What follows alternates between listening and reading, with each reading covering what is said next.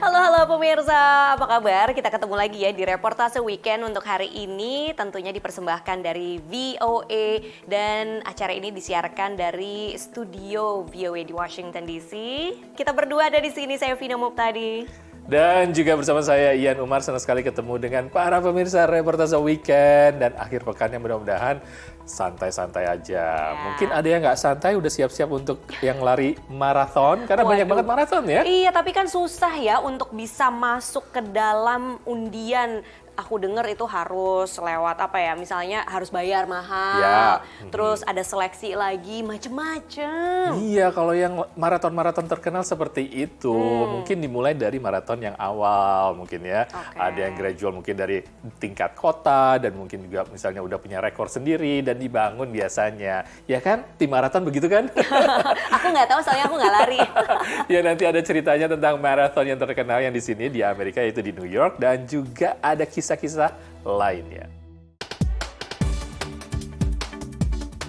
Ajang lari internasional New York Marathon kembali diselenggarakan secara penuh sejak pandemi, diikuti oleh 50.000 peserta. Peminat lomba ini selalu membludak tiap tahunnya, membuat pendaftaran jadi sangat ketat. Meski demikian, pelari Indonesia nyaris tidak pernah absen mampir ke ajang ini.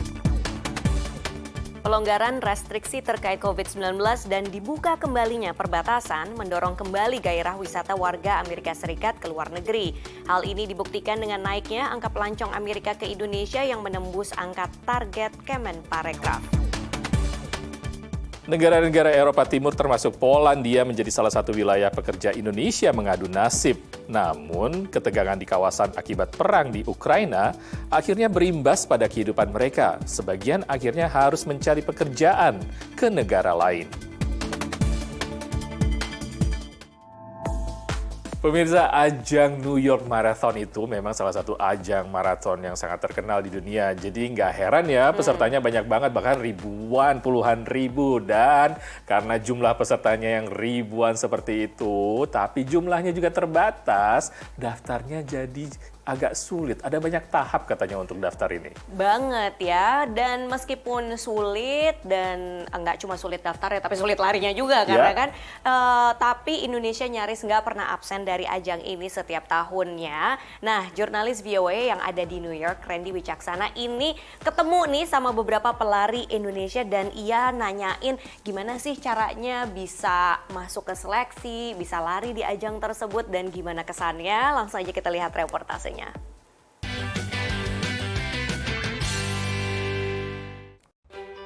Ini Hasan Ramdan dan Derisa Zahara yang terbang ke New York City demi New York Marathon 2022.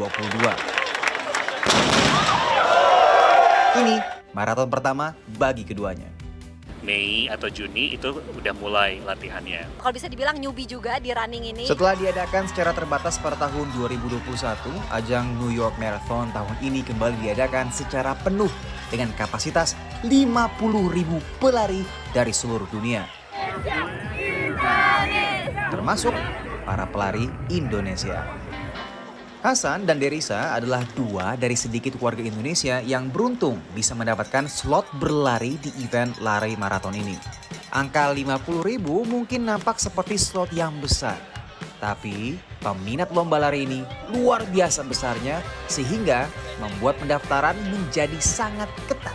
Beberapa jalur tak jarang membuat peserta harus merogoh kocek lebih dalam di luar tiket maraton yang seharga $295 Amerika atau kurang dari 5 juta rupiah. Dari 84.000 pendaftar jalur undian tahun ini, hanya sekitar 10.000 saja yang lolos undian. Derisa salah satunya. Setelah si race ini selesai, kali beberapa bulan setelahnya itu bakal dibuka tuh buat loterinya. Jadi kita tinggal masukin nama, register di NYRR, terus nanti beberapa bulan kemudian kita dapat email kalau misalnya kita dapat slotnya atau enggak. Sementara Hasan butuh upaya lebih keras untuk dapatkan slot larinya. Namanya 9+1. 9-nya itu race, 1-nya itu volunteer. Hasan harus ikuti 9 lomba lari yang diadakan oleh New York Road Runners dan 1 kali jadi sukarelawan pada New York Marathon sebelumnya. itu jadi kayak volunteer buat ngasih minuman buat para runners. Nah, yang jadi pertanyaan, apa yang membuat para pelari asal tanah air mau repot-repot lari maraton sampai ke luar negeri seperti di event New York Marathon ini? It's a great question. Kebanyakan memang mencari pengalaman lari istimewa Karena magical city-nya itu ya, jadi kita pengen berada di situ, terus kayak view-nya it's gonna be amazing. Kita akan run the 5 bridges in New York through 5 boroughs. Namun sebagian lainnya, ini menjadi pembuktian untuk diri sendiri. Saya tuh hidup dengan satu ginjal, jadi saya buktikan bahwa saya masih bisa sehat gitu kan. 42 km dan 5-6 jam kemudian, Sekarang apa yang dirasakan tubuh? Sekarang kaki kayak mau copot sih. Tapi, you know what? I overcome the pain. keduanya kini siap kembali ke tanah air dengan kaki pegal dan pengalaman yang tak terlupakan. Dari New York Marathon, Finish strong! Randy Wicaksana dan Andira Inaya, VOA.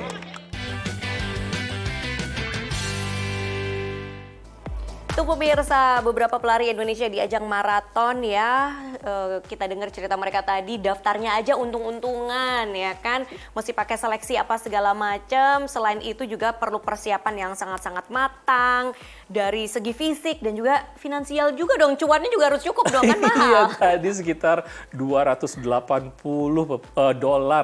untuk biasanya untuk yang kalangan umum cukup banyak ya itu ya. Tapi beruntung mereka tahun ini cuacanya cerah katanya dan juga bisa melihat berbagai pemandangan dari dari jembatan-jembatan di New York dan juga gedung-gedung di New Kayak York. ini nih, kayak di belakang kita ini nih. Seperti di belakang di kita gedung di New York. kalau untuk previewnya seperti ini. Dan pemirsa, masih banyak kisah-kisah lainnya dan liputan di Reportase Weekend akan kembali setelah yang satu ini.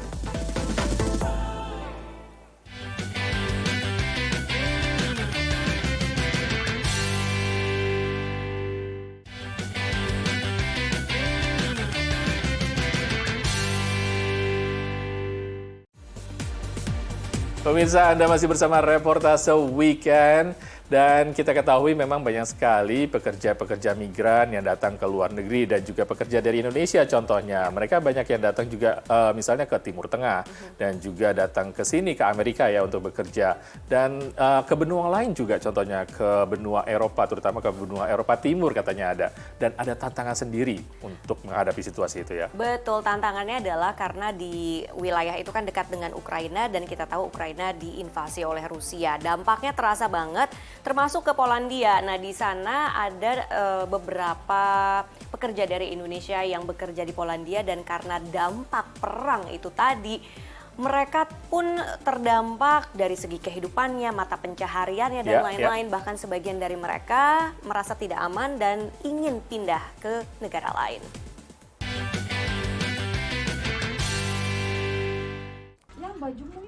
Kerja keras dan pantang menyerah menjadi moto hidup Esther Ratnawati dan Tino Sofianto, pasutri asal Jombang, Jawa Timur. Selama musim panas tahun ini, keduanya bekerja di salah satu perkebunan raspberry di Sotutonio, sebuah kota kecil di Portugal bagian selatan. Di sini tergantung, kalau buahnya lagi banyak bisa sampai 12, 13. Kalau saya kan bagian packing buah atau tempelin stiker label pada kemasan buah, itu kadang 13 jam, 12 jam. Saat ini saya berada di wilayah selatan Portugal.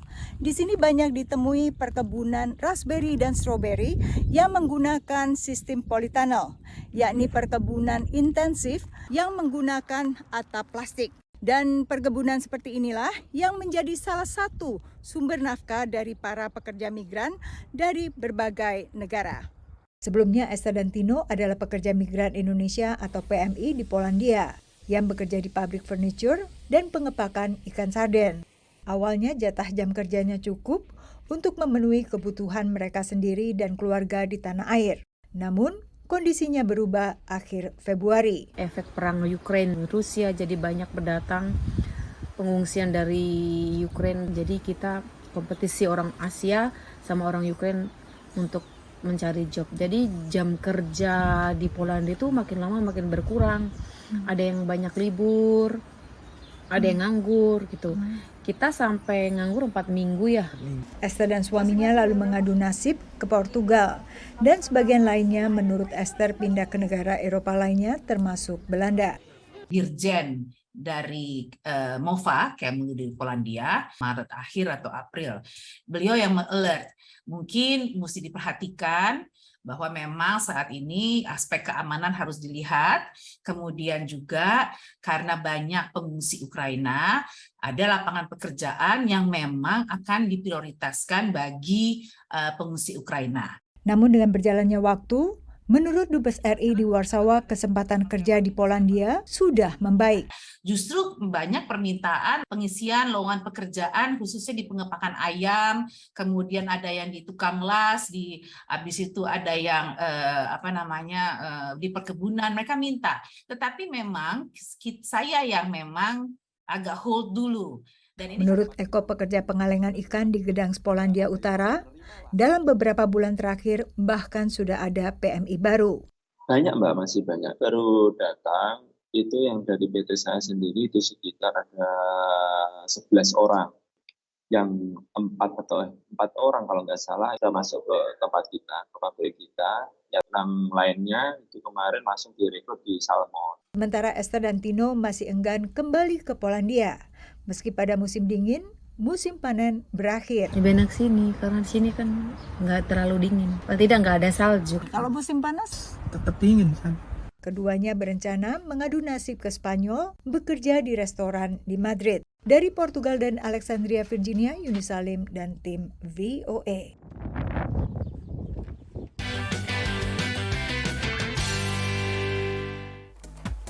Tuh kan pemirsa, nggak gampang loh untuk menjadi pekerja migran atau pendatang ke luar negeri. Tantangannya seperti itu kalau misalnya ada situasi perang di Ukraina, jadi mereka harus mencari pekerjaan lain. Nah sekarang kita bicara soal dampak ekonomi, ya kan. Tadi perang berdampak pada ekonomi, ada juga pandemi juga berdampak pada perekonomian. Ini termasuk juga terjadi pada warga Amerika Serikat yang ketika semasa puncak pandemi pada ngerem aja di rumah ya kan, karantina nggak pergi kemana-mana. Terus sekarang perbatasan sudah dibuka di mana-mana, termasuk perbatasan negara Indonesia. Akhirnya muncul yang namanya revenge traveling. Ini adalah orang-orang yang kebelet banget pengen traveling ya kan, termasuk orang Amerika pengen banget bisa travel ke Indonesia. Kita lihat liputannya.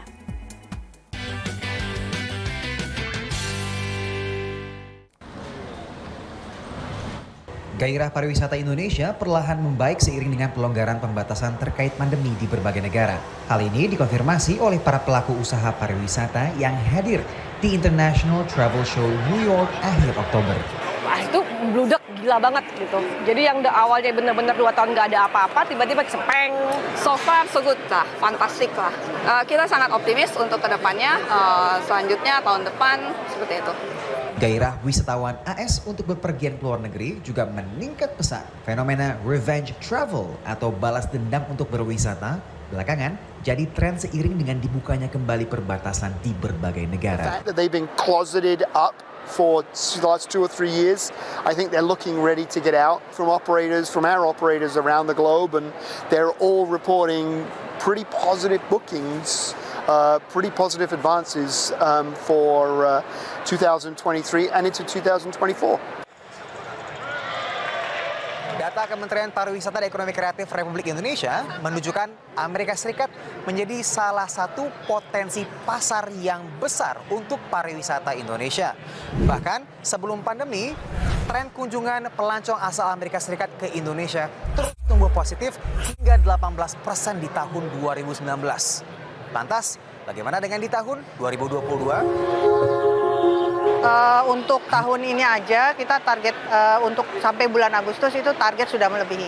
Data Kementerian Pariwisata RI terbaru menunjukkan angka pelancong asing pada bulan Agustus 2022 naik 28.000% dibandingkan bulan Agustus tahun 2021 yang pencatat sekitar 1.700 kunjungan saja. Menurut Kemenparekraf, Amerika Serikat masuk dalam 5 besar negara asal pengunjung terbanyak. Meski demikian, Indonesia belum jadi destinasi wisata favorit warga negeri Paman Sam. Orang Amerika itu nggak tahu Indonesia ya, jadi mereka tahunya cuma Bali gitu.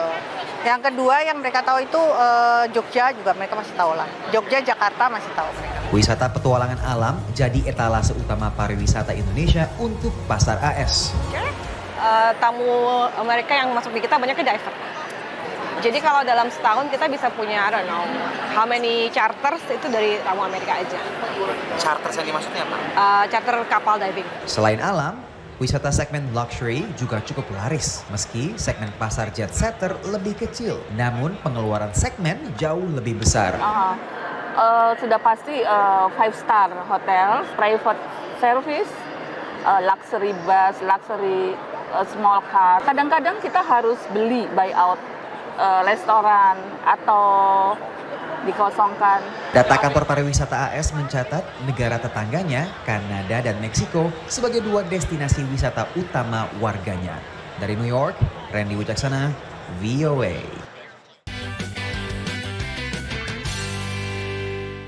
Banyak banget orang-orang Amerika yang pengen bisa berkunjung ke Indonesia, banyak diantaranya milih Bali. Tapi aku juga bilang sih kepada orang-orang Amerika yang ada di sini, you know what, Indonesia is more than just Bali. Coba pertimbangkan juga wilayah-wilayah lain, itu juga menarik untuk dikunjungi ya. Terus, nah sekarang pemirsa jangan kemana-mana karena VOA akan kembali setelah pesan-pesan yang berikut.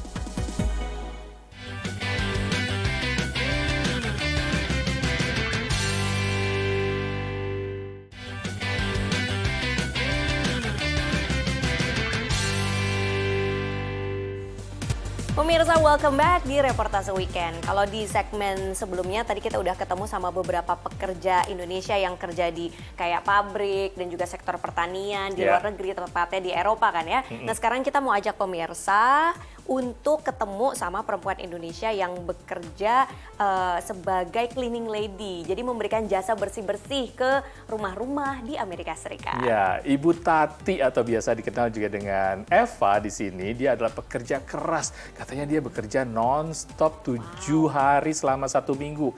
Ini pekerjaan berat loh untuk membersihkan rumah, membersihkan apartemen. Tapi pengen tahu nggak sih pemirsa, gaji seorang petugas kebersihan seperti ini untuk memberikan jasanya buat rumah ataupun juga buat apartemen, dan berapa sih penghasilannya? Yuk kita Terus kepoin. seberapa berat sih pekerjaannya? Kepo banget gue. Tentunya Reportase Weekend ada jawabannya hanya di liputan berikut.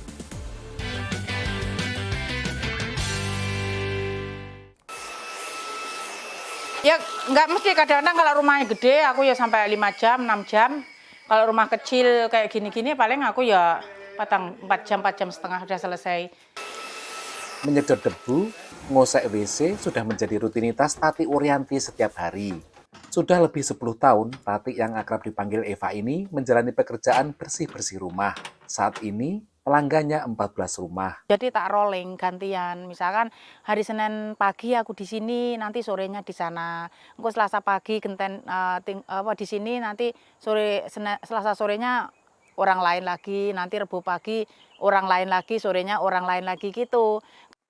Saking banyaknya rumah yang harus dibersihkan, perempuan asal Ponorogo ini bekerja 7 hari seminggu. Hari-harinya diawali dengan menyiapkan bekal makanan di apartemennya di Rockville, Maryland. Jantung pisang, sama teri, sama jamur. Aku setiap hari makanan aku masih makanan Indonesia, lidahnya masih lidah Indonesia. Jadi masak sendiri makanan Indonesia. Dalam sehari, biasanya ia membersihkan 2 rumah, tapi kadang 3 rumah. Tak heran makan siang pun kadang di jalan saat pindah dari satu rumah ke rumah lainnya. Ya, ada waktu 5 menit ini ya, mau makan dulu.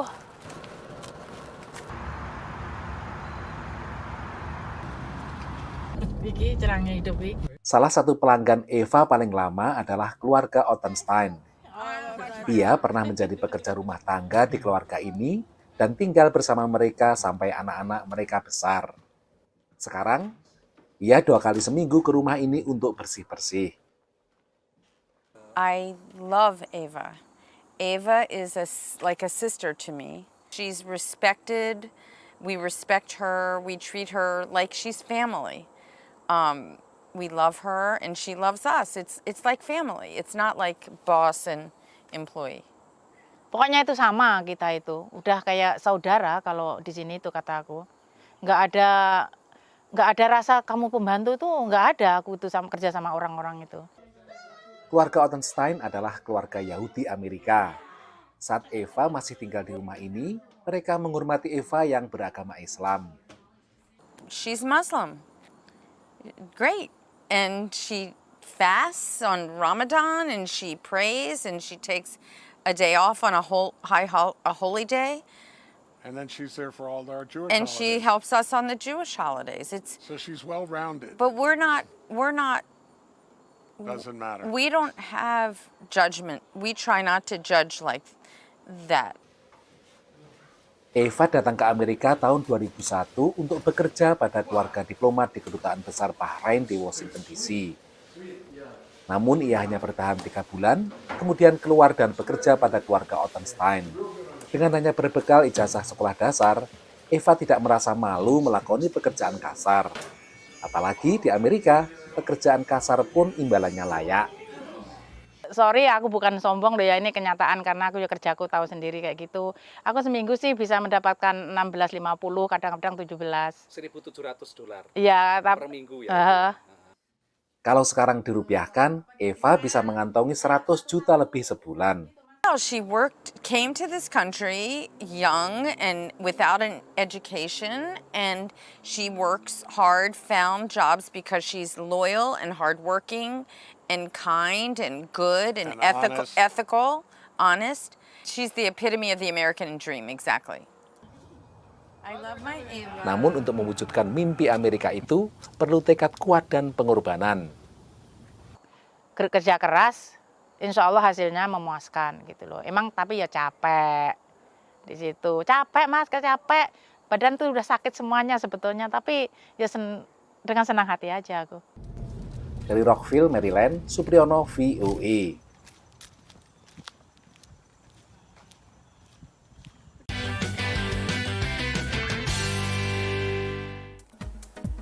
Makasih Mbak Tati, alias Mbak Eva udah sharing tentang pekerjaan sekaligus sama upahnya karena pasti banyak yang kepo. Tadi dia bilang 1.700 seminggu, berarti kan $6.800 sebulan. Itu saya udah kalkulasi, itu berarti sekitar 100 juta rupiah sebulan ya. Sebulan. Angka yang cukup besar, tapi jangan lupa juga pemirsa, di sini biaya hidupnya mahal, tinggi, belum lagi harus ngeluarin, harus beli beberapa peralatan dan juga fisik ini kan berat ya. Iya, berat. Tapi untuk mengirim uang, kata Ibu Tati itu cukuplah untuk keluarga di Indonesia. Tapi kalau dibandingkan dengan upah minimum ya, kalau pengen tahu standar upah minimum di Amerika itu adalah $7.25 per jam. Rp110.000 per jam. Itu memang standar di sini.